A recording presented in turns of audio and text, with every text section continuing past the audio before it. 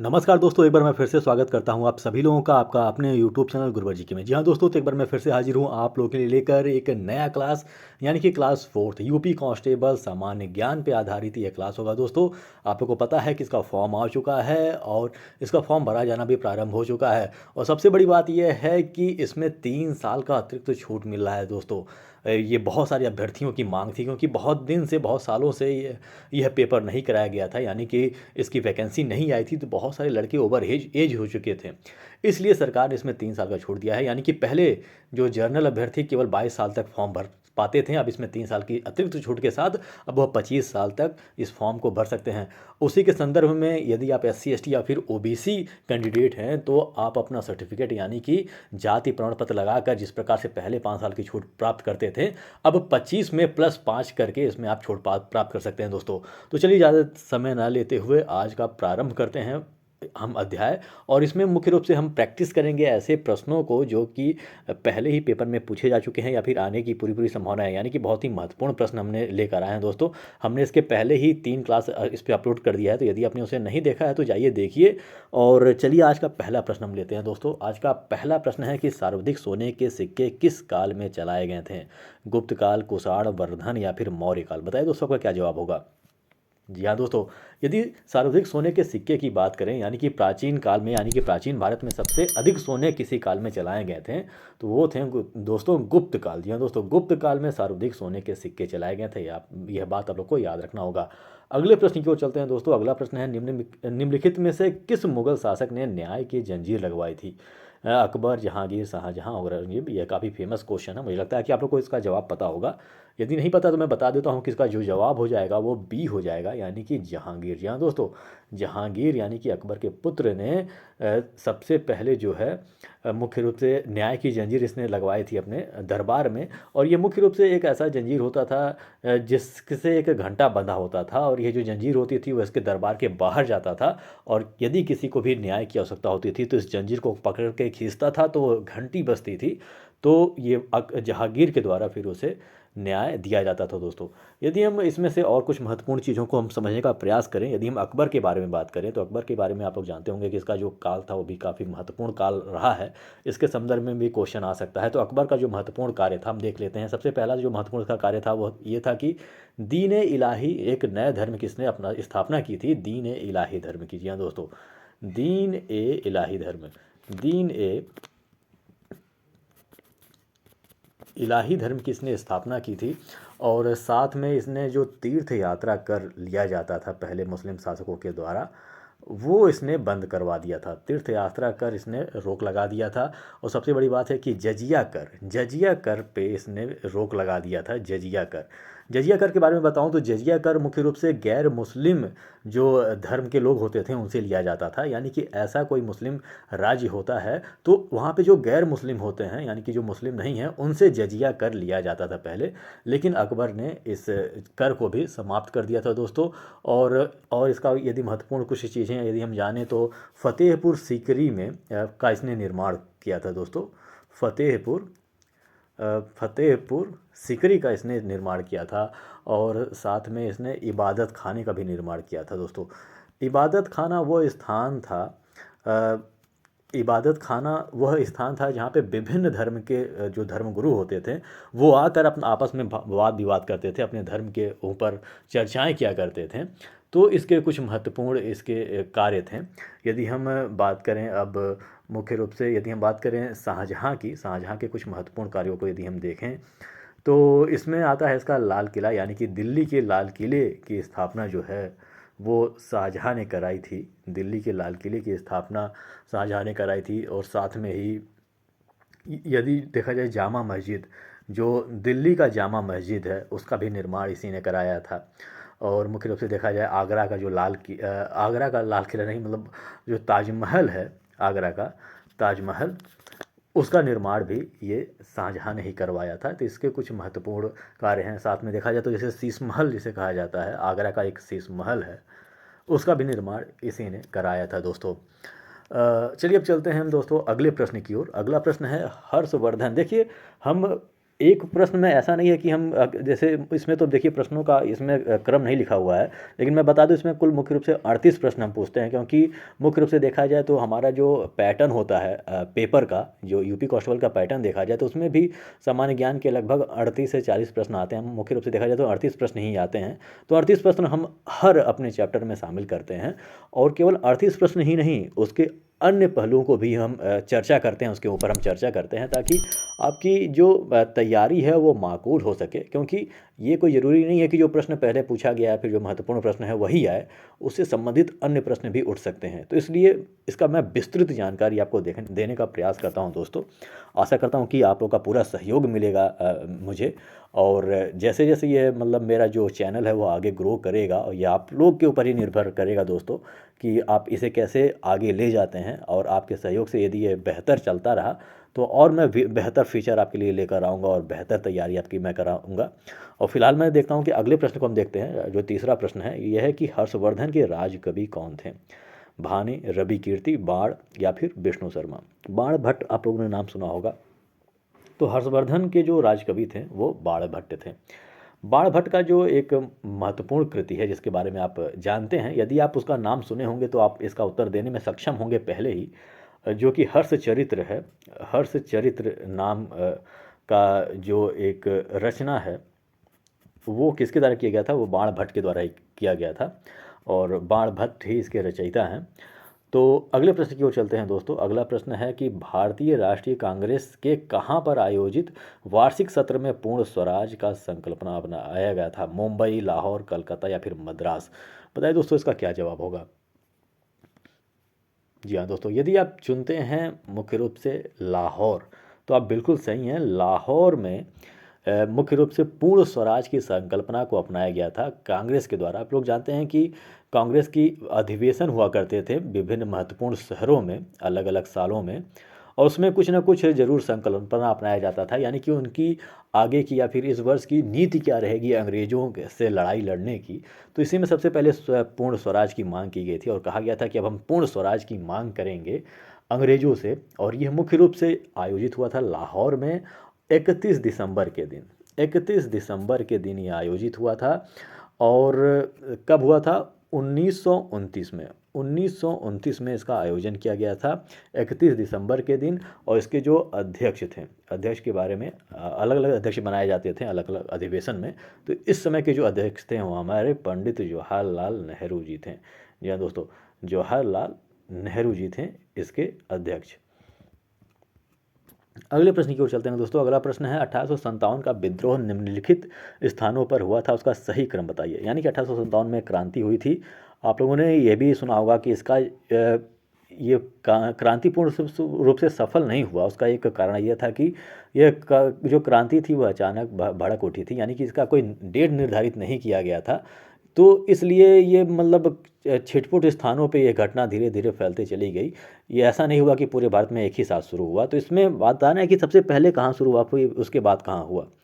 तो यदि हम इसके सही उत्तर की बात करें तो मुख्य रूप से हम देखेंगे कि इसका जो उत्तर हो जाएगा वो डी हो जाएगा, यानी कि 4, 2, 3, 1। सबसे पहले यदि हम बात करें 1857 का विद्रोह सबसे पहले जो प्रारंभ हुआ था वह बैरकपुर में हुआ था, फिर मेरठ में, फिर दिल्ली, और फिर लास्ट में नंबर आता है झांसी का। मैं आपको बता दूं कि यदि इस पे बैरकपुर नहीं होता तो आपका उत्तर मेरठ हो जाता, लेकिन बैरकपुर यदि दिया हुआ है तो बैरकपुर ही आप लगाएंगे। बहुत सारे प्रश्नों में पूछा जाता है कि 1857 की क्रांति सबसे पहले कहाँ हुई थी, तो उसमें उत्तर होता है मेरठ। तो वहाँ पे बैरकपुर का नाम नहीं होता है। मैं आपसे बता दूं कि जो मंगल पांडे ने जो अधिकारी को गोली मारी थी और इन्हें जब फांसी की सज़ा दी गई थी तो वो बैरकपुर में ही दी गई थी। बैरकपुर में जब उन्हें फांसी की सज़ा दी जाती है तो उसके बाद आग और अधिक भड़क जाती है, और इसके नज़दीकी जो एक शहर है मेरठ, तो मेरठ में जो अंग्रेजी सिपाही थे, यानी कि भारतीय मूल के जो अंग्रेजी सिपाही थे, उन्होंने अपना संघर्ष करना प्रारंभ कर दिया। 1957 का जो क्रांति था उसे उन्होंने आगे ले गया। तो इस तरह से सबसे पहले बैरकपुर में, फिर मेरठ, फिर दिल्ली, फिर झांसी में, इस प्रकार का ये होता है। इसलिए इसका जो उत्तर हो जाएगा 4, 2, 3, 1 हो जाएगा दोस्तों। अगला प्रश्न है दोस्तों कि दोहावली, कवितावली, विनय पत्रिका जैसी भक्ति रचनाएं किस भक्ति संत की है? कबीरदास, तुलसीदास, सूरदास या फिर रैदास? बताइए दोस्तों आपका क्या जवाब होगा। जी हाँ दोस्तों, इसका जवाब हो जाएगा तुलसीदास। दोहावली, कवितावली, विनय पत्रिका की रचनाएं जो था वो इन्होंने तुलसीदास ने ही की थी। रामचरितमानस की रचना आप लोग को पता ही है। तो इसके साथ ही इन्होंने दोहावली, कवितावली, विनय पत्रिका जैसी भक्ति जो रचनाएं थीं वह तुलसीदास द्वारा ही की गई थी। यदि हम कबीरदास की कुछ रचनाओं के बारे में बात करें तो इसमें मुख्य रूप से हो जाता है आप लोगों का साखी। आप लोगों ने नाम सुना होगा, काफ़ी फेमस है इनका। साखी हो गया। फिर आप सबद आपने नाम सुना होगा, सबद हो गया। रमैनी हो गया, रमैनी हो गया कबीरदास का। और बीजक इनका बहुत महत्वपूर्ण है, बहुत बार यह एग्ज़ाम में पूछा गया है बीजक। और फिर यदि हम बात करें सूरदास के बारे में तो सूरदास के की जो महत्वपूर्ण कृतियां हैं वह सूर सागर आपने नाम सुना होगा। पहले मैं इसे मिटा देता हूं ताकि स्पेस थोड़ा सा रहे। सूरदास के बारे में यदि हम बात करें तो आपने सुना होगा सूर सागर। सूर सागर इनका महत्वपूर्ण कृति रहा है। सूर सागर के साथ ही इनका साहित्य लहरी आपने नाम सुना होगा। साहित्य लहरी, साहित्य लहरी हो गया। और साथ में यदि हम नल दमयंती की बात करें, नल दमयंती, दमयंती की बात करें तो नल दमयंती की रचना इन्होंने ही की थी। और साथ में ही यदि हम और भी देखें तो इनके बहुत सारी जो मुख्य रूप से नागलीला एक है। नागलीला का आप लोग याद रखिएगा, नागलीला इनकी एक महत्वपूर्ण कृति है जो कि सूरदास की है दोस्तों। अगले प्रश्न की ओर चलते हैं दोस्तों। अगला प्रश्न है अद्वैतवाद मत का प्रवर्तन किसने किया था?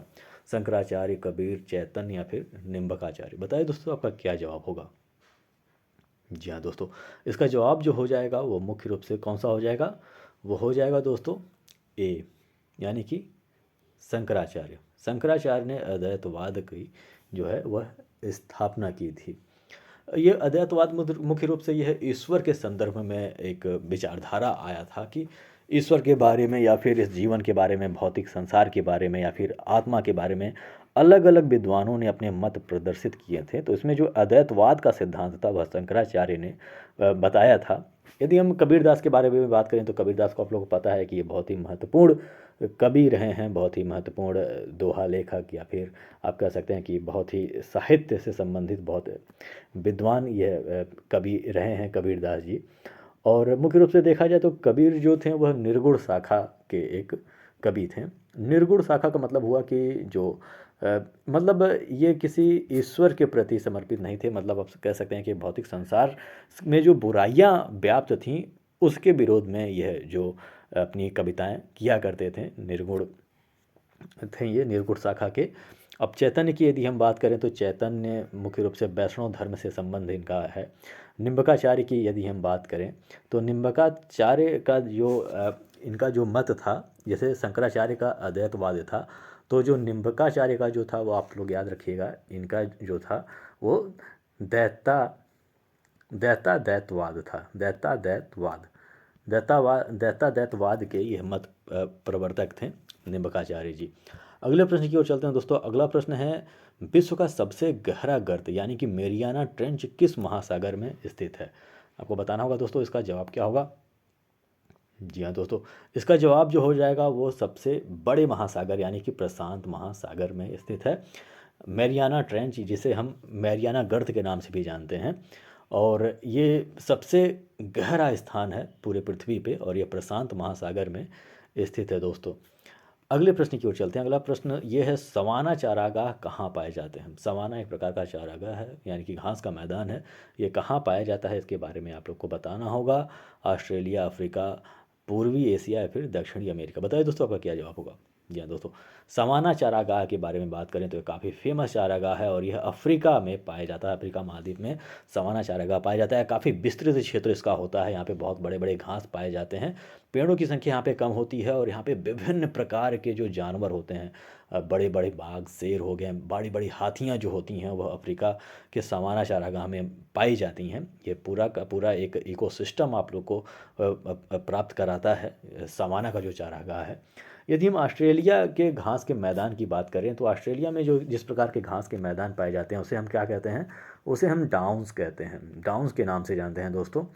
और मुख्य रूप से यदि हम दक्षिणी अमेरिका के बारे में बात करें तो पम्पास आपने नाम सुना होगा। पम्पास के घास के जो मैदान हैं वह आपको दक्षिण अमेरिका में मिलेंगे। अफ्रीका में आप लोग को सवाना चारागाह मिल जाएंगे। ऑस्ट्रेलिया में आपको डाउन्स मिल जाएंगी। और अगले प्रश्न की ओर यदि हम चलें तो अगला प्रश्न है, स्वेज नहर किस किस को जोड़ती है? भूमध्य सागर और लाल सागर या फिर बाल्टिक और कैस्पियन सागर, भूमध्य और उत्तरी सागर या फिर लाल सागर और कैस्पियन सागर। बताइए दोस्तों आपका क्या जवाब होगा। जी हाँ दोस्तों, यदि आप चुनते हैं भूमध्य सागर और लाल सागर तो आप बिल्कुल सही हैं दोस्तों। स्वेज नहर जो है वह मुख्य रूप से भूमध्य सागर और लाल सागर को जोड़ने का काम करती है। और ये जो नहरों का निर्माण मुख्य रूप से जो किया गया था, जो सागरों को जोड़ने का कार्य किया गया था, वो इसलिए किया गया था क्योंकि जो दो सागरों के बीच की जो दूरी थी वो घूमने से बहुत मतलब वो जैसे मुख्य रूप से आप लोगों को पता है कि ये जो सागर बटे होते हैं वह भूभाग से बटे होते हैं। तो काफ़ी लंबा क्षेत्र आपको घूम के जाना पड़ता, अपनी नाव अपनी जहाज़ों को लेकर काफ़ी यात्रा करना पड़ता, बहुत दिन होते हैं आपका बर्बाद हो जाते हैं, बहुत सारे पैसे और तेल बर्बाद होते हैं। इसलिए इन सभी नहरों का निर्माण किया गया। कुछ प्राकृतिक भी नहर भी हैं, कुछ मानवीकृत नहर भी हैं। चलिए अगले प्रश्न की ओर चलते हैं दोस्तों। अगला प्रश्न है, राष्ट्रीय कृषि विपणन केंद्र स्थित है जयपुर में, नई दिल्ली में, नागपुर में या फिर हैदराबाद में? बताइए दोस्तों आपका क्या जवाब होगा।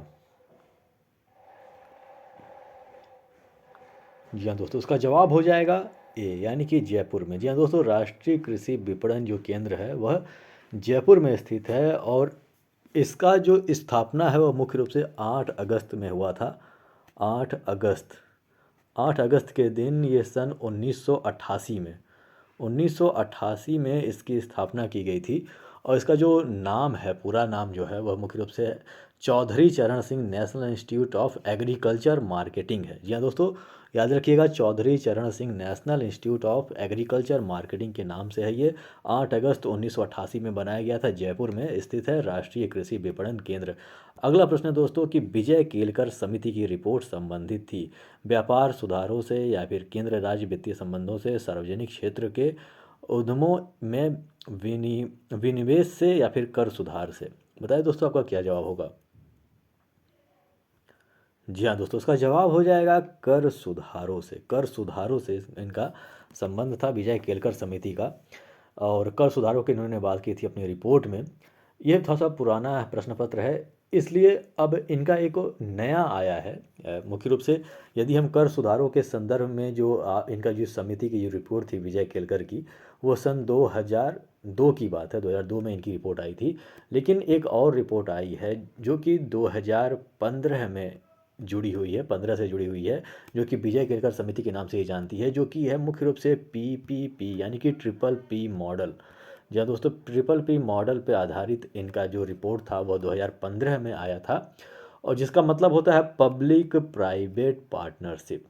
अब इसमें होता यह है कि अब सरकार जो है वह एक नई योजना के तहत देश का विकास करना चाहती है। वह ये है कि मुख्य रूप से इसमें पब्लिक और प्राइवेट दोनों की कनेक्टिविटी से किसी चीज़ का निर्माण हो रहा है। यानी मान लीजिए कोई सरकारी कोई संस्था है, मान लीजिए रेलवे स्टेशन या फिर एयरपोर्ट है, तो उसका जो निर्माण होगा वो मुख्य रूप से कोई प्राइवेट कंपनी को दे दिया जाएगा, जो कि उसके लिए यानी कि सरकारी संस्थाओं के लिए यानी कि पब्लिक सेक्टर के लिए काम करेगी। तो इसे हम PPP मॉडल करते हैं।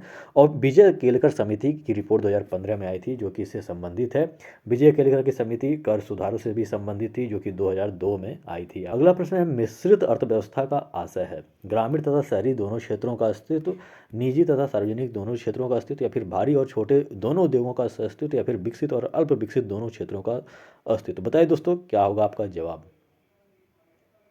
जी हाँ दोस्तों, इसका जवाब हो जाएगा बी, यानी कि निजी और सार्वजनिक दोनों क्षेत्रों का अस्तित्व। यदि हम मिश्रित अर्थव्यवस्था की बात करें तो भारत की जो अर्थव्यवस्था आप लोग को देखने को मिलती है वह मिश्रित अर्थव्यवस्था वाली ही यहाँ की अर्थव्यवस्था है भारत की। क्योंकि अब देखिए, इसको समझना होगा कि निजी और सार्वजनिक दोनों क्षेत्रों का अस्तित्व का मतलब क्या हुआ। यानी कि यहाँ पे जो कंपनियाँ काम करती हैं, मान लीजिए किसी देश की मिश्रित अर्थव्यवस्था है, इसका मतलब ये हुआ कि वहाँ पे निजी कंपनियां भी स्वतंत्र रूप से काम कर सकती हैं और सार्वजनिक रूप से भी, और सार्वजनिक क्षेत्र की भी कंपनियां यानी कि जो सरकारी कंपनियां तो वो भी काम करती हैं। जैसे कि भारत के संदर्भ में देख लीजिए, यहाँ पे टाटा हैं, बिरला हैं, बहुत सारी ऐसी संस्थाएं हैं, बहुत सारी ऐसी कंपनियां हैं जो प्राइवेट हैं और जो काम करती हैं। लेकिन बहुत सारी ऐसी संस्थाएं जैसे मान लीजिए इफ़को हो गया, मतलब बहुत सारी ऐसी संस्थाएं बनाई जाती हैं भारत सरकार की तरफ से, जो कि गरीब लोगों को या फिर विभिन्न क्षेत्र के लोगों को सहूलियत दे सके, थोड़ा सा उसमें क्या कहते हैं, थोड़ा सा और पैसे कम लेकर उनके मतलब जो विभिन्न प्रकार की आवश्यकताएं हैं उसकी पूर्ति कर सकें। तो इस प्रकार का जो क्षेत्र होता है वह मिश्रित अर्थव्यवस्था वाला क्षेत्र आप लोग को देखने को मिलता है भारत में, और भारत का जो क्षेत्र है वह मिश्रित अर्थव्यवस्था वाला ही है दोस्तों। अगला प्रश्न है, कोई व्यक्ति राष्ट्रपति पद के लिए अधिकतम कितनी बार निर्वाचित हो सकता है? दोस्तों महत्वपूर्ण प्रश्न है, बताइए इसका जवाब क्या होगा। जी हाँ दोस्तों, इसका जवाब हो जाएगा कोई सीमा नहीं है दोस्तों। जी हाँ दोस्तों, भारत के संदर्भ में कोई सीमा नहीं है। भारत के संदर्भ में आप नहीं कह सकते हैं कि कोई व्यक्ति राष्ट्रपति कितनी बार बन सकता है। जितनी बार उसका निर्वाचन हो उतनी बार वह निर्वाचित हो सकता है। लेकिन यदि हम अमेरिका, यहाँ पे देखिए किसी देश का नाम नहीं लिखा गया है, तो आप समझ लेंगे कि हमारे देश के बारे में कह रहा है, भारत के बारे में ही कह रहा है। लेकिन यहाँ पे यदि अमेरिका के बारे में बात कर दे कि अमेरिका में कोई भी व्यक्ति जो है वह राष्ट्रपति कितनी बार बन सकता है, तो उसका जो जवाब हो जाएगा वह 2 बार हो जाएगा। 2 बार से अधिक बार अमेरिका में राष्ट्रपति नहीं बना जा सकता है, यानी कि 4-4 साल के लिए 2 बार, यानी कि 8 साल के लिए आप वहाँ पे राष्ट्रपति बन सकते हैं, क्योंकि वहाँ पे जो कार्यकाल होता है राष्ट्रपति का वह 4 साल ही होता है दोस्तों। अगला प्रश्न दोस्तों कि भारत में सर्वप्रथम 2 अक्टूबर 1959 में पंचायती राज व्यवस्था का शुभारंभ कहाँ से किया गया था? राजमुंद्री आंध्र प्रदेश, सीतामढ़ी बिहार, या फिर फैजाबाद उत्तर प्रदेश, या फिर नागौर राजस्थान। बताइए दोस्तों इसका जवाब क्या होगा। यह बहुत ही फेमस प्रश्न है दोस्तों, तो आशा करता हूँ कि इसका जवाब आप लोग ज़रूर दे लेंगे। जी हाँ दोस्तों, इसका जो जवाब हो जाएगा वो डी हो जाएगा, यानी कि नागौर राजस्थान। राजस्थान का नाम आपने सुना ही होगा कि राजस्थान में सबसे पहले जो पंचायती राज व्यवस्था था उसका प्रारंभ किया गया था। कब किया गया था? 2 अक्टूबर 1959। आप लोग तारीख याद रखिएगा, क्योंकि ये भी पूछ सकता है कि यह कब प्रारंभ हुआ था। तो इसका शुभारंभ कब हुआ था? तो 2 अक्टूबर 1959, यानी कि महात्मा गांधी के जन्म के। और नागौर राजस्थान में इसके सबसे पहले शुभारंभ किया गया था। काफ़ी फेमस प्रश्न है दोस्तों ये। अगला प्रश्न है दोस्तों कि राज्यों में राज्यपाल की नियुक्ति कौन करता है? बताइए दोस्तों आपका क्या जवाब होगा। जी हाँ दोस्तों, इसका जवाब हो जाएगा राष्ट्रपति। आप लोगों को पता है कि जो केंद्र में राष्ट्रपति की स्थिति होती है, यानी कि आप लोग मुख्य रूप से देखा जाए तो जो केंद्र सरकार या फिर संसद में फिर जो राष्ट्रपति की स्थिति होती है, वही राज्यों के विधान भवन में या फिर विधानसभा में राज्यपाल की स्थिति होती है।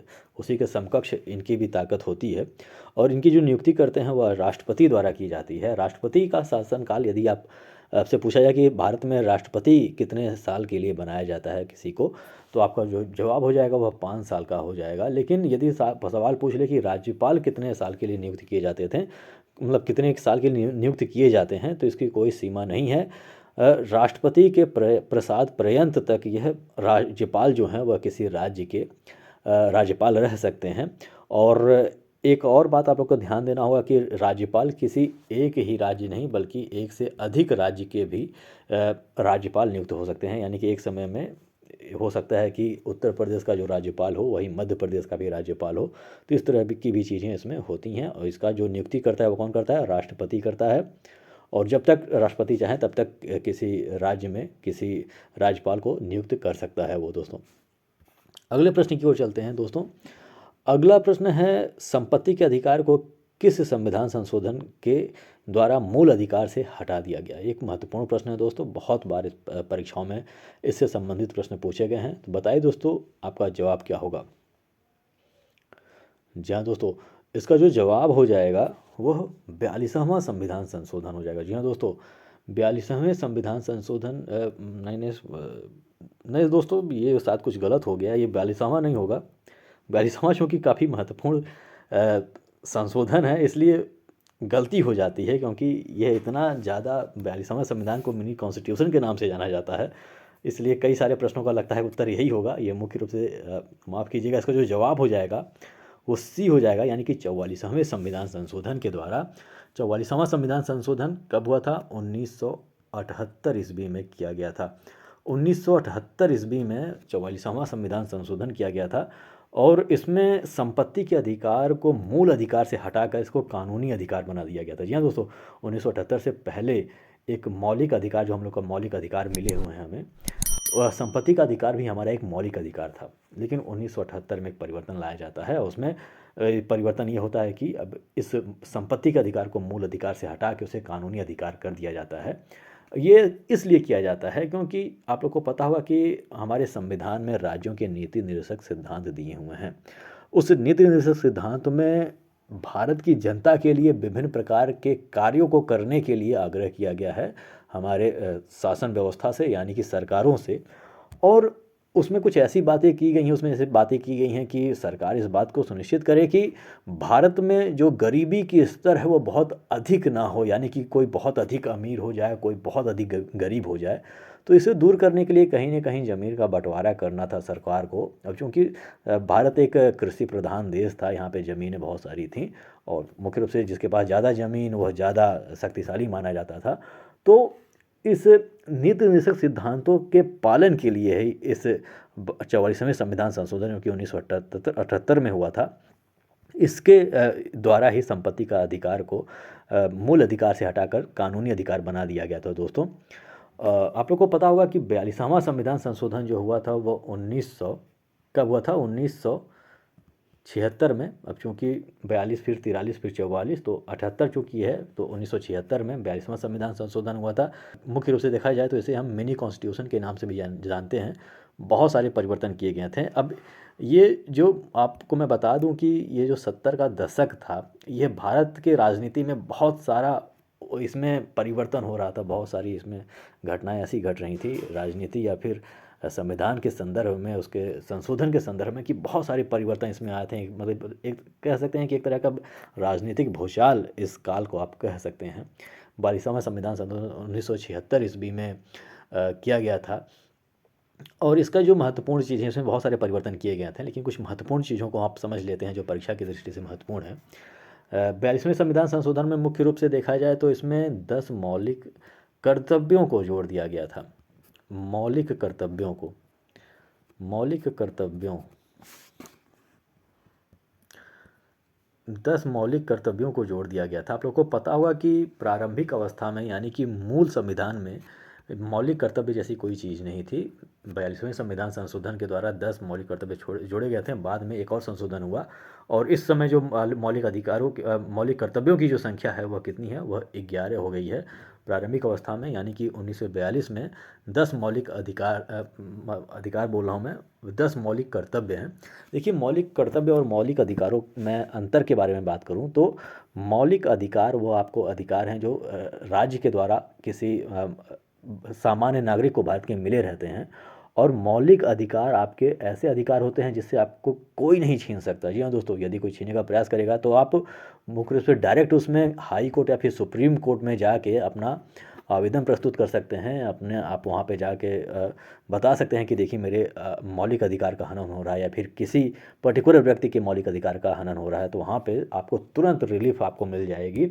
लेकिन जो मौलिक कर्तव्य होते हैं वह लोगों के कर्तव्य होते हैं, यानी कि आखिर अगर राज्य आप लोग को शक्ति प्रदान कर रही है, आप लोग को मौलिक अधिकार दे रही है कि हम ये आपको अधिकार दे रहे हैं, तो एक नागरिक होने के नाते आपका भी राज्य के प्रति कुछ ना कुछ कर्तव्य होता है। तो इसी कर्तव्यों को याद दिलाने के लिए मौलिक कर्तव्य जोड़ दिए गए थे 42वें संविधान संशोधन के द्वारा।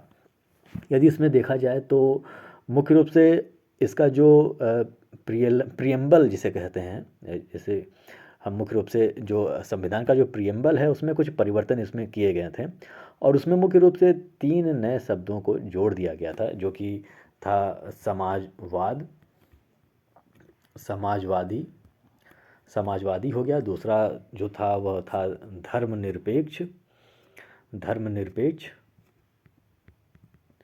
और एक और शब्द था जो कि अखंडता, अखंडता। ये सारे शब्द जो थे 42वें संविधान संशोधन के द्वारा जोड़ दिए गए थे, किसमें, प्रियम्बल में हमारे जोड़े गए थे। और यदि हम बात करें 43वें संविधान संशोधन की, तो 43वां संविधान संशोधन चूँकि 42वां 1976 में हुआ था, तो आप लोग समझ सकते हैं कि जो 43वां था वह 1977 ईस्वी में, यानी कि 1977 ईस्वी में 43वां संविधान संशोधन किया गया था। और 43वें संविधान संशोधन में मुख्य रूप से यदि देखा जाए तो इसमें ये किया गया था बदलाव कि न्यायिक समीक्षा तथा रिट जारी करने के संदर्भ में सर्वोच्च न्यायालय तथा उच्च न्यायालय के न्यायाधीशों को क्षेत्राधिकार पुनः प्राप्त कर दिया गया था। पुनः इनको शक्ति प्रदान की गई थी कि वह न्यायिक समीक्षा कर सकते थे और रिट जारी कर सकते थे। जैसे कि मैंने बताया कि 42वें संविधान संशोधन में ये इंदिरा गांधी का समय था। इंदिरा गांधी उस समय की बहुत शक्तिशाली प्रधानमंत्री के रूप में चुनी गई थी। काफ़ी इनका दमखम था उस समय और काफ़ी सारी छेड़खानियाँ इन्होंने किया। संविधान के संदर्भ में बहुत सारे बदलाव किए गए। उसी के संदर्भ में एक और बदलाव किया गया था कि जो हमारा अधिकार है, यानी कि जो मुख्य रूप से रिट जारी करता है जो न्यायपालिका हमारी होती है, सर्वोच्च न्यायालय या फिर उच्च न्यायालय, और जो न्यायिक समीक्षा करती है, यानी कि कोई कानून बनाती है सरकार, यदि कोई कानून संशोधित करती है या फिर बनाती है नए कानून, तो उसकी जो देखने की, उसके मतलब आप कह सकते हैं कि उसका जो अवलोकन करने का जो अधिकार था हमारे सुप्रीम कोर्ट और हाई कोर्ट का, उसे छीन लिया गया था 42वें संविधान संशोधन थे। फिर 43वें संविधान संशोधन में उस चीज़ को उसे पुनः वापस कर दिया गया कि आप रिट भी जारी कर सकते हैं, यानी कि आपको लगता है कि देश में कोई गलत हो रहा है तो उसके संदर्भ में, अधिकारी के संदर्भ में, राज्य के संदर्भ में आप रिट जारी कर सकते हैं, या फिर यदि कोई कानून बनाया जा रहा है तो उसका आप रिव्यू कर सकते हैं कि यह न्याय संगत है या नहीं, या फिर संविधान के अनुसार यह कानून बनाया गया है नहीं बनाया गया है। इसे आपको पुनः ये शक्ति आपको 43वें संविधान संशोधन के द्वारा प्राप्त हो जाती है। यदि हम 46वें संविधान संशोधन की बात करें तो 46वां संविधान संशोधन चूँकि ये मुख्य रूप से हुआ था आप लोग का 1982 ईस्वी में। 46वां संविधान संशोधन जो था वो 1982 ईस्वी में इस यानी कि 46वें संविधान संशोधन को लागू किया गया था।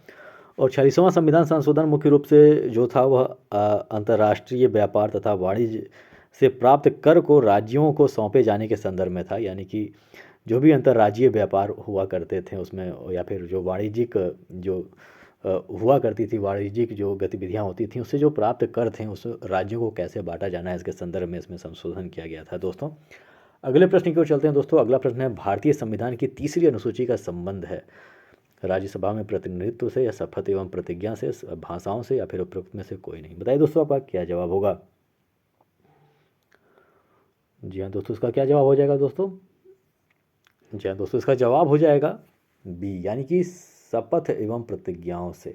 भारतीय संविधान की जो तीसरी अनुसूची है उसमें क्या बताया गया, उसमें शपथों के बारे में, प्रतिज्ञा के बारे में बताया गया। जो शपथ लेते हैं विभिन्न जो पद के जो अधिकारी या फिर जो नेता होते हैं, जो शपथ लिए जाते हैं, सबके बारे में जो बताया गया है वह तीसरी अनुसूची में बताया गया है। राज्यसभा में प्रतिनिधित्व से संबंधित जो अनुसूची आप लोग को देखने को मिलती है वह चौथी अनुसूची में आप लोग को देखने को मिलेगी। चौथी अनुसूची में आप लोग को देखने को मिलेगी। चौथी अनुसूची में राज्यसभा में प्रतिनिधित्व से संबंधित बताई गई है। शपथ एवं प्रतिज्ञा जो है वह किसमें, वह तीसरी में मिल जाती है। भाषाओं से संबंधित जो अनुसूची है वह कौन सी है, वह आठवीं अनुसूची है, यानी कि आठवीं अनुसूची में भाषाओं के संदर्भ में बात की गई है। दोस्तों अगला प्रश्न है, डीएनए का प्रमुख कार्य होता है प्रोटीन संश्लेषण, कोशिकीय परिवहन, कोशिकीय श्वसन, या फिर आनुवंशिकीय क्रियाओं का संचालन। बताइए दोस्तों आपका क्या जवाब होगा। जी हाँ दोस्तों, इसका जवाब हो जाएगा आनुवंशिक क्रियाओं का संचालन। डीएनए का यही काम होता है। डीएनए का जो फुल फॉर्म आप लोग को पता होगा कि डीऑक्सी राइबो न्यूक्लिक अम्ल होता है, और ये मुख्य रूप से जो जीन्स होती है या फिर जो आनुवांशिक जो चीज़ें होती हैं वह एक पीढ़ी से दूसरे पीढ़ी में जो ले जाने का कार्य करती हैं वह डीएनए का ही होता है। इसीलिए आजकल देखिए, आजकल फिल्मों में या फिर सीरियल्स में डीएनए का बहुत दिखाया जाता है इसके संदर्भ में कि जब ये निर्धारित करना होता है कि कोई लड़का या लड़की किसका है, ये उसका लड़का है या नहीं है, तो हमेशा डीएनए की बात होती है, डीएनए जांच की बात होती है। अपराधियों को पकड़ने के संदर्भ में भी डीएनए जांच की बात होती है। उसकी पहचान इसी से होती है, डीएनए से ही, यानी कि ये मुख्य रूप से आनुवांशिक क्रियाओं का संचालन करती है। यानी कि जो भी गुण होते हैं, जैसे मुख्य रूप से देखा जाए कि आप लोग कहते हैं कि उसकी जो नाक है उसके नानी पे गई है, या फिर उसके मामा पे गया है, या फिर उसके पिता या मम्मी पे गया है, तो ये जो चीज़ें हैं वो कैसे स्थानांतरित होती है, वह डीएनए के अनुसार ही स्थानांतरित, डीएनए के माध्यम से ही एक पीढ़ी से दूसरी पीढ़ी में जाने का कार्य करती है। दोस्तों प्रोटीन संश्लेषण एक अलग क्रिया है। प्रोटीन संश्लेषण जो मुख्य रूप से होती है वो राइबोसोम में होता है। राइबोसोम आपने नाम सुना होगा। राइबोसोम में ये क्रिया होती है। राइबोसोम में ये क्रिया होती है प्रोटीन संश्लेषण की। और कोशिकीय श्वसन के बारे में बात करें, कोशिकीय परिवहन एक अलग चीज़ हो गया। कोशिकीय श्वसन की बात करें तो माइटोकांड्रिया का आपने नाम सुना होगा। माइटोकांड्रिया का नाम सुना होगा आप लोगों ने। ये क्रिया उसी के अंदर होती है। तो अगले प्रश्न की ओर चलते हैं दोस्तों। अगला प्रश्न है, निकट दृष्टि दोष से पीड़ित व्यक्ति में के चश्मे में प्रयोग किया जाता है उत्तल लेंस, अवतल लेंस, उत्तल दर्पण या फिर बेलनाकार लेंस। बताइए दोस्तों आपका क्या जवाब होगा। जी हाँ दोस्तों, इसका जवाब हो जाएगा, क्या हो जाएगा दोस्तों, इसका जवाब हो जाएगा अवतल लेंस।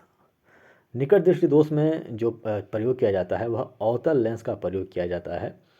और आप लोगों को इसे समझना होगा कि ये कैसे कार्य करता है। जब निकट दृष्टि दोष में असल में होता क्या है, मान लीजिए एक आँख है जो मैं बनाने का प्रयास कर रहा हूँ, और निकट दृष्टि दोष में मुख्य रूप से होता है कि दूर की वस्तुएं नहीं दिखाई देती हैं। मान लीजिए यहाँ पे एक पेड़ है, काफ़ी दूर स्थित है। अब यह नहीं दिखाई देगी क्योंकि ये आँख के पीछे जो पर्दा होता है, जहाँ पे स्पष्ट जो मुख्य रूप से आँख के पीछे जो इस पर्दे पे किसी कोई प्रतिबिंब बनता है, ये वहाँ तक पहुँच ही नहीं पाता है। अब वहाँ पे ना पहुँच पाने के कारण होता ये है कि यहाँ पे एक लेंस का प्रयोग किया जाता है। हमारे आँख में उत्तल लेंस का प्रयोग होता है, उत्तल लेंस इसमें लगा होता है। अब यहाँ पे एक अवतल लेंस का प्रयोग किया जाता है। अवतल लेंस लगाने से होता ये है कि ये अवतल लेंस का एक गुण होता है, ये प्रकाश को फैलाती है। तो ये जो प्रतिबिंब आ रहा है ये थोड़ा सा फैल जाता है, यानी कि आँख के पहले ही ना प्रतिबिंब बन के अब ये थोड़ा सा फैलता है। और फैलने से होता ये है कि यहाँ पे जो उत्तल लेंस होता है, उत्तल लेंस पे जाके ये पुनः ये संकुचित होती है और ये स्पष्ट पर्दे पे ये जाके रुक जाती है ये। और ये जो हमारा मुख्य रूप से जो भी प्रतिबिंब होता है, जो भी पेड़ पौधा होता है, वो हमें दिखाई देना शुरू हो जाता है। यदि हम दूर दृष्टि दोष की बात करें तो दूर दृष्टि दोष में उत्तल लेंस का प्रयोग होता है। उत्तल लेंस दूर दृष्टि दोष में ये होता है कि नज़दीक की वस्तु नहीं दिखाई देती है। तो नज़दीक की वस्तु कैसे नहीं दिखाई देती है, इसके बारे में हम थोड़ा सा चर्चा कर लेते हैं। इसमें होता ये है कि मान लीजिए हमारा आँख है और यहाँ पे एक पेड़ है जो हमें दिखाई नहीं दे रहा है, या फिर कोई चीज़ है जो, या पढ़ने वाली कोई किताब है जो हम नहीं देख पा रहे हैं। तो इसमें होता है कि ये पर्दे के पीछे बढ़ना शुरू हो जाता है निकट दूर दृष्टि दोष में। तो निकट की वस्तु नहीं दिखाई देती है क्योंकि पर्दे के बाद, यानी कि आँख के पर्दे के पीछे कहीं जाके बनती है। तो लेंस में जब खराबी आ जाता है तो इसमें उत्तल लेंस का प्रयोग किया जाता है। इसमें होता ये है कि अब ये जो इसका जो प्रतिबिंब की जो रेखाएं जा रही हैं वो थोड़ी सी क्लोज होती हैं, थोड़ा सा क्लोज होके फिर आँख के उत्तल लेंस पे पड़ती है और इसको और ये थोड़ा सा क्लोज कर देता है। तो यहाँ पे जो पीछे पर्दा होता है वहाँ पे बनना शुरू हो जाता है, तो स्पष्ट आदमी देख लेता है। तो अगले प्रश्न की ओर चलते हैं दोस्तों। अगला प्रश्न है, डायनमो ऊर्जा का रूपांतरण करता है विद्युत ऊर्जा का यांत्रिक ऊर्जा में, या फिर यांत्रिक ऊर्जा का विद्युत ऊर्जा में, या फिर ऊष्मा से यांत्रिक ऊर्जा में। बताइए दोस्तों आपका क्या जवाब होगा। जी हाँ दोस्तों, उसका जवाब हो जाएगा यांत्रिक ऊर्जा को विद्युत ऊर्जा। डायनमो क्या होता है, डायनमो मुख्य रूप से आपने देखा होगा जो जनरेटर होता है, सामान्य रूप से जो जनरेटर प्रयोग किया जाता है, जनरेटर में डायनमो लगा रहता है। और जब यांत्रिक ऊर्जा क्या होता है, जब उसे डीजल के माध्यम से उस इंजन को घुमाया जाता है, यानी कि डायनमो को घुमाया जाता है, तो अब जो डीजल इंजन जो होता है वह यांत्रिक ऊर्जा उत्पन्न करता है। अब जो डीजल इंजन जब डायनमो को घुमाता है तो डायनमो से विद्युत ऊर्जा उत्पन्न होती है। तो जो डायनमो जो होता है वो क्या करता है, वह यांत्रिक ऊर्जा को, यानी कि वो जब वो गोल गोल घूमने लगता है तो उसमें विद्युत ऊर्जा उत्पन्न हो जाती है। तो डायनमो जो होता है वो यांत्रिक ऊर्जा को विद्युत ऊर्जा में परिवर्तित कर देती है दोस्तों। विद्युत ऊर्जा का यांत्रिक ऊर्जा में परिवर्तन, इसका जो उदाहरण होता है वो होता है विद्युत मोटर होता है दोस्तों। विद्युत मोटर आपने देखा होगा, सामान्य रूप से जो हमारे घर में जो पंखे लगे रहते हैं, या फिर मुख्य रूप से जो हमारे टुल्लू पंप होते हैं, वो सभी के सभी क्या होते हैं, वो विद्युत मोटर के ही एक उदाहरण होते हैं, जो कि विद्युत ऊर्जा को यांत्रिक ऊर्जा में परिवर्तित कर देते हैं। जब उस मोटर में विद्युत का करंट प्रभावित किया जाता है तो वह घूमना शुरू कर देते हैं। तो जब वो घूमते हैं तो वह यांत्रिक ऊर्जा में परिवर्तित करते हैं, यानी कि वो यांत्रिक ऊर्जा में परिवर्तित हो जाते हैं। ऊष्मा से यांत्रिक ऊर्जा में परिवर्तन का जो एक एग्जाम्पल है वो मुख्य रूप से किसका है, वह ऊष्म इंजन का या फिर ऊष्मा इंजन का या फिर भाप इंजन जो आप लोग जानते हैं, जो भाप का इंजन है, जो भाप इंजन होता है वो मुख्य रूप से किसका उदाहरण होता है? वह ऊष्मा से यांत्रिक ऊर्जा में परिवर्तित होती हैं इसमें चीज़ें, क्योंकि जो भाप जो होता है वह उसमें ऊष्मा होता है और वह भाप के प्रेशर से ही कोई भी चीज़ घूमना शुरू कर देती है, तो वह यांत्रिक ऊर्जा में वह परिवर्तित हो जाता है दोस्तों। अगला प्रश्न है दोस्तों कि 2011 जनगणना के अंतिम आंकड़ों के अनुसार निम्नलिखित में से उत्तर प्रदेश के किस जिले में सबसे कम महिला साक्षरता दर है? बलिया, देवरिया, गोरखपुर या फिर रामपुर? बताइए दोस्तों आपका क्या जवाब होगा? जी हाँ दोस्तों, इसका जवाब हो जाएगा रामपुर में। अब देखिए आप लोग को समझना होगा कि 2011 का जो जनगणना हुआ था उसके अंतिम आंकड़ों के अनुसार जो सबसे कम महिला साक्षरता दर है वह रामपुर में नहीं है बल्कि अन्य जिलों में है। लेकिन इस ऑप्शन में जो 4 ऑप्शन दिए हैं, बलिया, देवरिया, गोरखपुर, रामपुर, इसमें सबसे कम जो साक्षरता दर है महिलाओं का वह रामपुर में ही है। लेकिन यदि हम बात करें कि वास्तविक रूप से 2011 जनगणना के अनुसार सबसे कम महिला यानी कि पूरे प्रदेश में जितने ज़िले हैं उसमें सबसे कम साक्षरता दर जो था वो मुख्य रूप से देखेंगे तो सबसे पहले नंबर पे आपका आएगा श्रावस्ती। श्रावस्ती में सबसे कम महिला का जो शिक्षा दर था वो श्रावस्ती में था। दूसरे नंबर की यदि हम बात करेंगे तो दूसरे नंबर पे आपका आ जाता है बहराइच। बहराइच बहराइच आ जाता है। तीसरे नंबर की बात करेंगे तो आपका बलरामपुर आ जाता है। बलरामपुर आ जाता है। फिर आपका बदायूं आ जाता है और फिर 5वें नंबर पे रामपुर का नाम आता है। लेकिन इन सभी में से कोई भी यहाँ पे ऑप्शन में नहीं दिया हुआ है, तो रामपुर ही होगा सबसे, यदि इस प्रश्न के हिसाब से देखा जाए तो। लेकिन यदि सबसे कम महिला साक्षरता दर की बात करें तो श्रावस्ती में हमें देखने को मिलता है दोस्तों। अगला प्रश्न है कि भातखंडे संगीत संस्था लखनऊ डीम्ड विश्वविद्यालय कब बना? 1998, 2001 या फिर 2003 या फिर 2004? बताइए दोस्तों आपका क्या जवाब होगा? जी हाँ दोस्तों, इसका जवाब हो जाएगा 2001 में। जी हाँ दोस्तों, भातखंडे संगीत संस्था जो लखनऊ में स्थित है वह डीम्ड विश्वविद्यालय कब बना था? वो 2001 में बना था। लेकिन यदि इसकी स्थापना की बात करें तो इसकी जो स्थापना है वह मुख्य रूप से कब हुआ था? वह हुआ था 1926 ईस्वी में। 1926 ईस्वी में भातखंडे संगीत संस्था बनाया गया था। लेकिन डीम्ड विश्वविद्यालय कब की मान्यता कब प्राप्त हुई? इसे 2001 में। डीम्ड विश्वविद्यालय क्या होते हैं? तो डीम्ड विश्वविद्यालय ऐसे विश्वविद्यालय होते हैं जो केंद्र सरकार जिसे अधिग्रहित कर लेती है, यानी कि उसे केंद्रीय विश्वविद्यालयों की मान्यता प्राप्त हो जाती है। और डीम्ड विश्वविद्यालय मुख्य रूप से किसी विशेष शिक्षा को प्रदान करने के लिए कार्य करते हैं, जो कि यह भातखंडे संगीत संस्था, यहाँ पे संगीत सिखाया जाता है। इसलिए यह जब केंद्रीय विश्वविद्यालय बना 2001 में तो यह डीम्ड विश्वविद्यालय के नाम से जाना जाने लगा दोस्तों। और इसकी स्थापना 1926 ईस्वी में ही हो गई थी दोस्तों। अगला प्रश्न है कि उत्तर प्रदेश में नगर पालिका के गठन हेतु किसी नगर की जनसंख्या कम से कम कितनी होनी चाहिए? 10,000 या फिर 20,000 या फिर 50,000, 1 लाख? जी हाँ दोस्तों, बताइए कितना होना चाहिए आपको? जी हाँ दोस्तों, इसका जवाब हो जाएगा डी, यानी कि 1 लाख। जी हाँ दोस्तों, कम से कम 1 लाख, फिर अधिक से अधिक 1 लाख से अधिक होना चाहिए, तभी उत्तर प्रदेश में नगर पालिका का दर्जा किसी शहर को प्रदान किया जाता है दोस्तों। अगले प्रश्न की ओर चलते हैं दोस्तों। अगला प्रश्न है मोतीलाल नेहरू बाल संग्रहालय निम्नलिखित में से कहाँ स्थित है? इलाहाबाद में, गोरखपुर में, झांसी में या फिर लखनऊ में? बताइए दोस्तों आपका क्या जवाब होगा?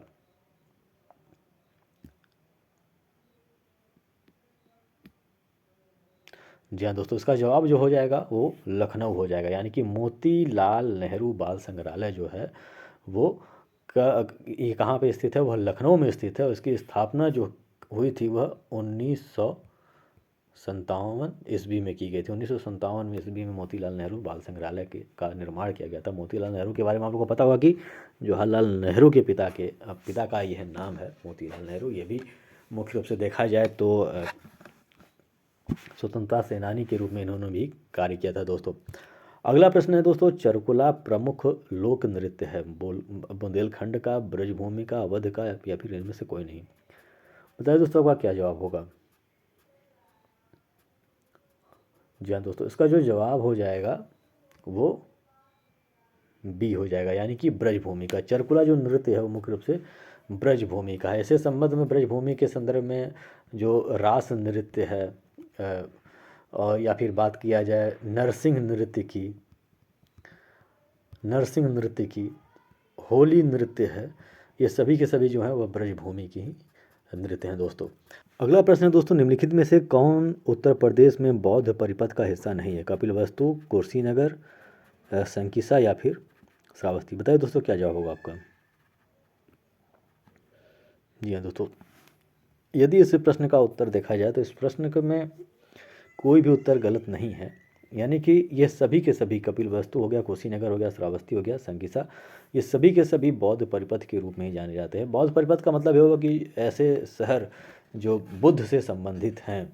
लेकिन इस प्रश्न में जब आप देखेंगे उत्तर प्रदेश का, तो इस हिसाब से इसका जो उत्तर हो जाएगा वह कपिलवस्तु हो जाएगा, क्योंकि कपिलवस्तु जो है वह नेपाल में स्थित है। और यदि देखा जाए तो कुशीनगर, श्रावस्ती, संकिसा, ये सभी के सभी क्षेत्र जो हैं, या फिर कपिलवस्तु हो गया, सभी के सभी जो क्षेत्र हैं वो बौद्ध परिपथ के रूप में ही जाने जाते हैं। लेकिन कपिलवस्तु जो है उत्तर प्रदेश में स्थित नहीं है, इसलिए इसका जो उत्तर हो जाएगा वह कपिलवस्तु हो जाएगा दोस्तों। अगला प्रश्न है दोस्तों कि रासो, घुमसू, झेला, घोड़ो, घी आदि नृत्य किस जनजाति में प्रचलित हैं? राजो, राजी, भोटिया, जौनसारी या फिर माहीगिरी। बताइए दोस्तों इसका क्या जवाब होगा। जी हाँ दोस्तों, इसका जो जवाब हो जाएगा वो सी हो जाएगा, यानी कि जौनसारी। जी हाँ दोस्तों, जौनसारी में रासो, घुमरू, झोला, झेला, घोड़ो, घी आदि नृत्य फेमस है। कहाँ? जौनसारी जनजाति में। अगला प्रश्न है दोस्तों, उत्तर प्रदेश पुलिस रेगुलेशन के अनुसार एक आरक्षित निरीक्षक रिजर्व लाइन का कैसा अधिकारी होता है? बताइए दोस्तों क्या जवाब होगा। जी हाँ दोस्तों, इसका जवाब हो जाएगा उप मुख्य अधिकारी होता है। जी हाँ दोस्तों, उत्तर प्रदेश पुलिस रेगुलेशन के अनुसार एक आरक्षित निरीक्षक जो रिजर्व लाइन का कैसा अधिकारी होता है वह उप मुख्य अधिकारी होता है दोस्तों। अगला प्रश्न है, कानून तथा शांति व्यवस्था के लिए कौन उत्तरदायी है? पुलिस, सेना, राष्ट्रीय सुरक्षा गार्ड या फिर सीमा सुरक्षा गार्ड। बताइए दोस्तों क्या जवाब होगा आपका। जी हाँ दोस्तों, आपको पता होगा कि कानून व्यवस्था में और शांति व्यवस्था कौन स्थापित करता है? वह पुलिस का ही है काम होता है दोस्तों। अगला प्रश्न है, नेटवर्कों पर दस्तावेजों के आदान प्रदान के लिए आवश्यक नहीं है फ्लॉपी, टेलीफोन लाइन या फिर कनेक्टर या फिर उपग्रह। बताइए दोस्तों क्या होगा आपका जवाब। जी हाँ दोस्तों, इसका जो जवाब हो जाएगा वो हो जाएगा फ्लॉपी। यानी कि नेटवर्क पर दस्तावेजों का आदान प्रदान फ्लॉपी के द्वारा नहीं किया जा सकता है। फ्लॉपी तो मुख्य रूप से देखा जाए तो यह एक चीज़ों को संग्रहित करने का एक मुख्य रूप से देखा जाए एक मेमोरी कार्ड की तरह होता है, जिसमें आप डाटा को इकट्ठा कर सकते हैं। लेकिन यदि आप दस्तावेजों को भेजना चाहते हैं तो आपको टेलीफोन लाइन का कनेक्टिविटी आपके पास होना चाहिए, या फिर कनेक्टर आप लोग के पास होना चाहिए। कनेक्टर ही इंटरनेट से आपको जोड़ता है आपके डिवाइस को, और तभी आप चीज़ों को भेज सकते हैं एक स्थान से दूसरे स्थान पे। उपग्रह के माध्यम से भी आप ऐसा कर सकते हैं। लेकिन फ्लॉपी मुख्य रूप से डाटा संग्रहित करने का एक उपकरण होता है। इसका कोई मतलब नहीं है कि इसमें ये फ्लॉपी आपके पास हो चाहे ना हो, आप दस्तावेज तभी भी एक कंप्यूटर से दूसरे कंप्यूटर में आप भेज सकते हैं आराम से। अगला प्रश्न है दोस्तों कि उत्तर प्रदेश राजस्व संहिता नियमावली 2016 में संशोधन करके तालाबों की पट्टावधि कितनी वर्ष कर दी गई है? 5, 7, 12 या फिर 20। बताइए दोस्तों का क्या जवाब होगा। जी हाँ दोस्तों, इसमें से कोई भी उत्तर आपका सही नहीं है। इसका जो सही उत्तर हो जाएगा वह 10 वर्ष हो जाएगा। इस समय जो पट्टा की जो नियमावली है, तालाब पट्टा की जो नियमावली है, 10 वर्ष के लिए किसी किसान को दिया जाता है दोस्तों ये। अगला प्रश्न है दोस्तों कि साइबर क्राइम में निम्न में से क्या शामिल है? कंप्यूटर और नेटवर्क, टेलीविज़न, रेडियो, उपयोग में से कोई नहीं। बताइए दोस्तों क्या जवाब होगा आपका। जी हाँ दोस्तों, इसका जो जवाब हो जाएगा वो हो जाएगा कंप्यूटर और नेटवर्क। साइबर क्राइम करने के लिए आपके पास कंप्यूटर और नेटवर्क होना आवश्यक है, टेलीविज़न और रेडियो नहीं है। क्योंकि देखिए कंप्यूटर और नेटवर्क के माध्यम से ही डाटा का आदान प्रदान किया जा सकता है। देखिए साइबर क्राइम तभी होता है जब आपके पास से कोई डाटा आपका जो होता है वह साइबर क्रिमिनल के पास पहुंच जाता है। अब रेडियो से आप क्या करते हैं, किसी डाटा को प्राप्त तो कर सकते हैं, उसमें आप वीडियोस देख सकते हैं, गाने सुन सकते हैं, लोगों को देख सकते हैं कि लोग क्या कर रहे हैं, रिकॉर्डेड चीज़ें। लेकिन आप अपने घर पे क्या कर रहे हैं या फिर आपसे संबंधित कोई भी डाटा टेलीविज़न के माध्यम से कहीं नहीं पहुंचता, ना ही रेडियो के माध्यम से कहीं पहुंचता है।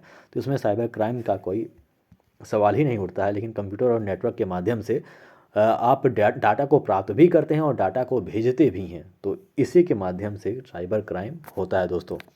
अगला प्रश्न है दोस्तों कि विश्व एड्स दिवस कब मनाया जाता है? 5 दिसंबर, 8 दिसंबर, 1 दिसंबर, इसमें से कोई नहीं। बताइए दोस्तों क्या जवाब होगा। जी हाँ दोस्तों, 1 दिसंबर इसका उत्तर हो जाएगा। 1 दिसंबर को विश्व एड्स दिवस के रूप में मनाया जाता है। यदि हम 5 दिसंबर की बात करें तो विश्व मृदा दिवस, विश्व मृदा दिवस जो है दोस्तों वो कब मनाया जाता है, वो 5 दिसंबर को मनाया जाता है।